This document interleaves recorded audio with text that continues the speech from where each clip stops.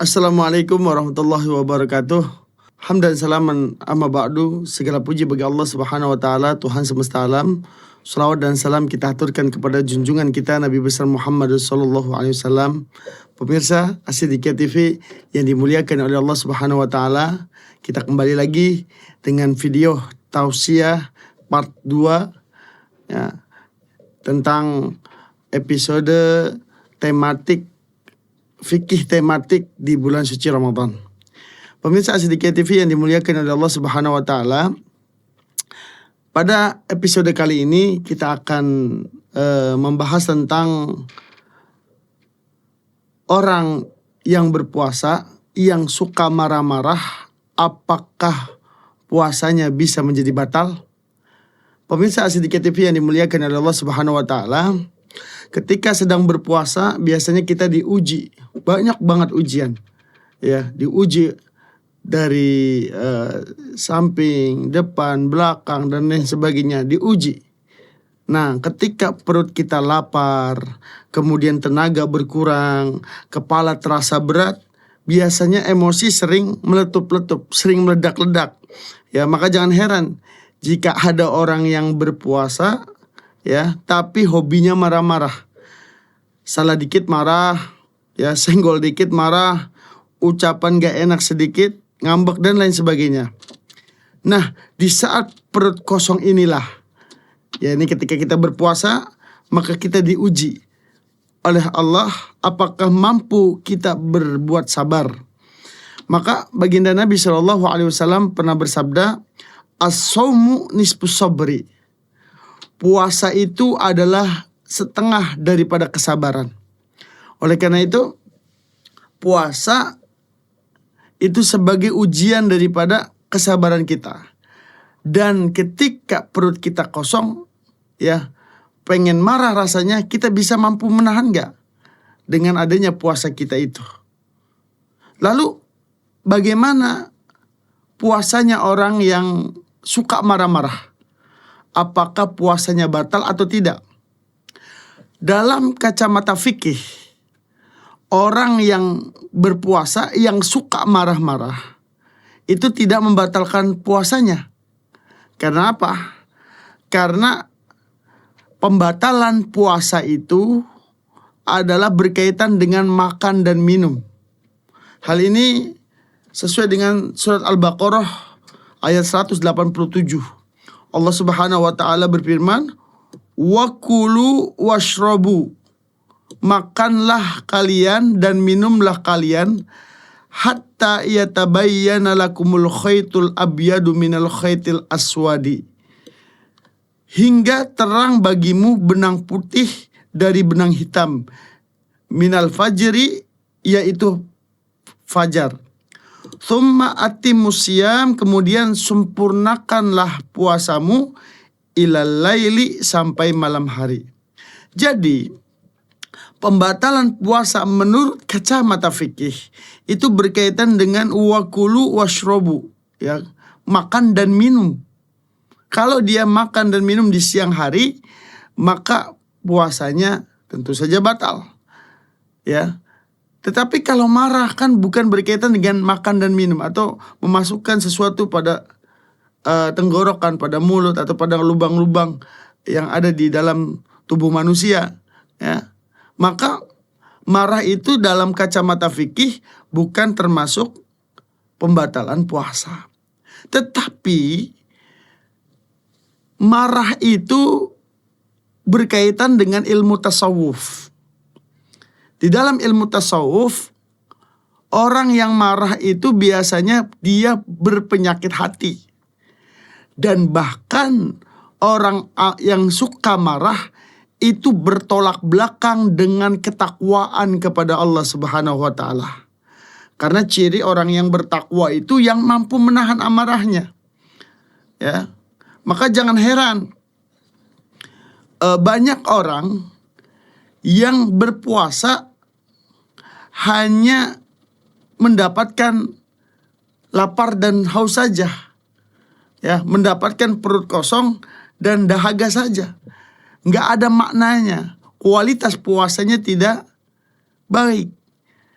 Makanya kata baginda Nabi nih dalam hadisnya, Rabbus Shaimin, betapa banyak orang yang berpuasa, hazzuhu min syamihi, mereka itu tidak mendapatkan apa-apa dari puasanya itu al-ju'u, kecuali adalah rasa ju', lapar, wal atos, dan juga dahaga.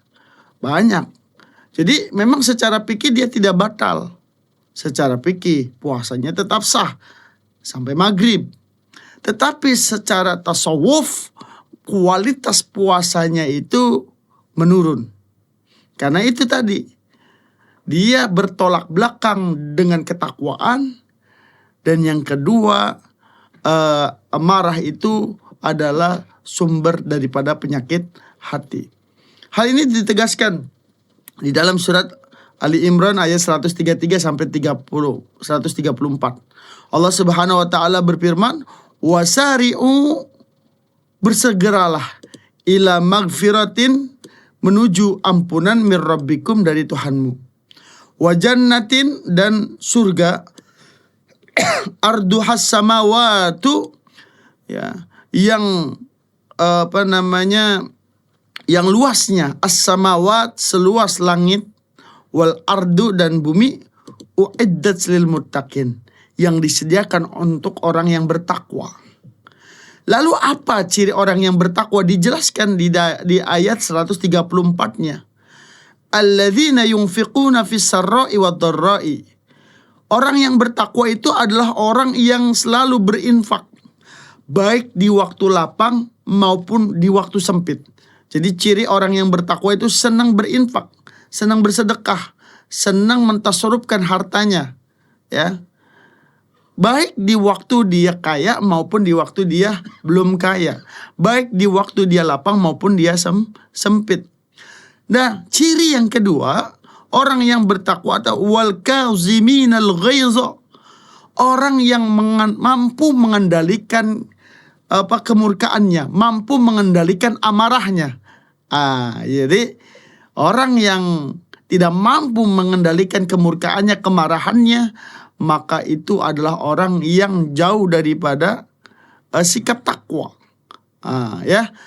Apalagi ditambah di sini wal afina 'anin nas, dan yang suka memaafkan orang lain.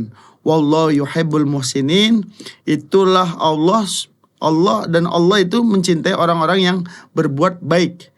Jadi orang yang berinfak, yang mampu menahan amarahnya dan mampu memaafkan orang lain, itu adalah orang yang muhsinin, orang yang berbuat kebajikan atau orang yang berbuat kebaikan. Apa hubungannya? Hubungannya dengan tujuan daripada puasa itu sendiri. Kan kita kenal bahwa segala sesuatu yang kita lakukan di dunia ini pasti memiliki tujuan. Ketika kita pulang kampung misalnya, ya, tujuan kita pulang kampung apa? Bertemu dengan orang tua, atau berziarah ke makam orang tua, atau kita silaturahmi dengan sanak famili yang ada di kampung.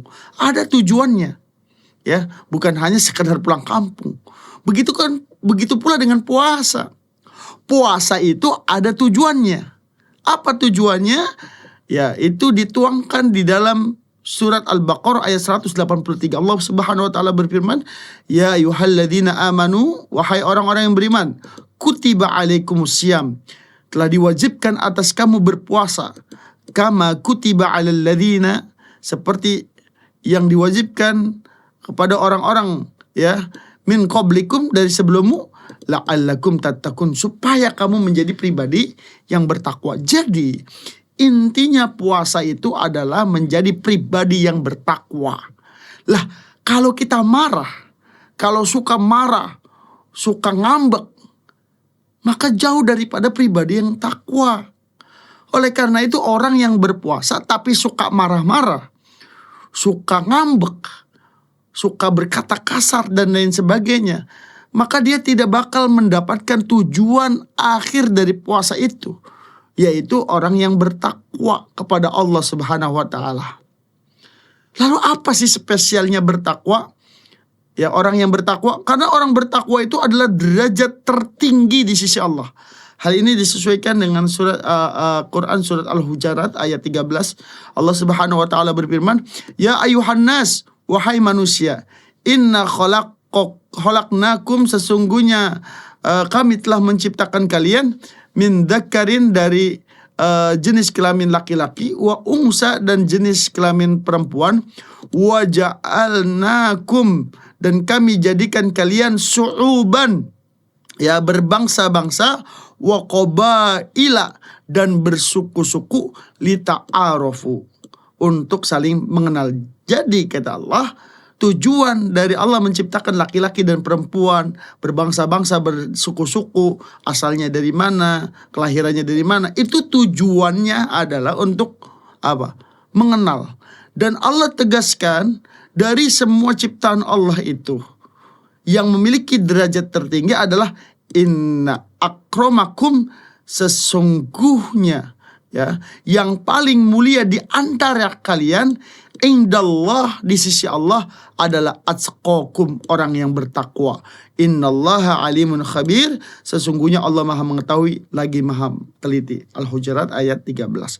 Jadi pemirsa Siddiqiyah TV yang dimuliakan oleh Allah Subhanahu wa taala, ya, jika kita suka marah-marah ketika berpuasa, maka yang terjadi, kualitas puasa kita tidak bakal sampai tujuan, yaitu tujuannya bertakwa kepada Allah.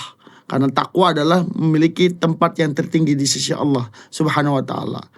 Ya, oleh karena itu di bulan suci Ramadan ini, jaga emosi kita. Kendalikan emosi kita.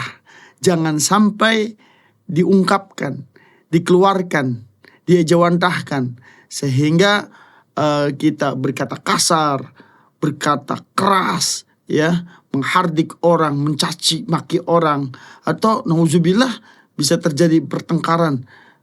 Itu akan menyebabkan kita jauh daripada kualitas ketakwaan kita kepada Allah, dan puasa kita juga akan menjadi sia-sia. Oleh karena itu, mari kita jaga puasa kita agar puasa kita diridhoi oleh Allah, diterima oleh Allah Subhanahu wa taala, dengan cara, ya, hindari amarah dan dekati Allah, insya Allah. Demikian yang bisa saya sampaikan, mudah-mudahan bermanfaat. Saya akhiri, ihdinas siratal mustaqim. Walafa minkum, wassalamualaikum warahmatullahi wabarakatuh.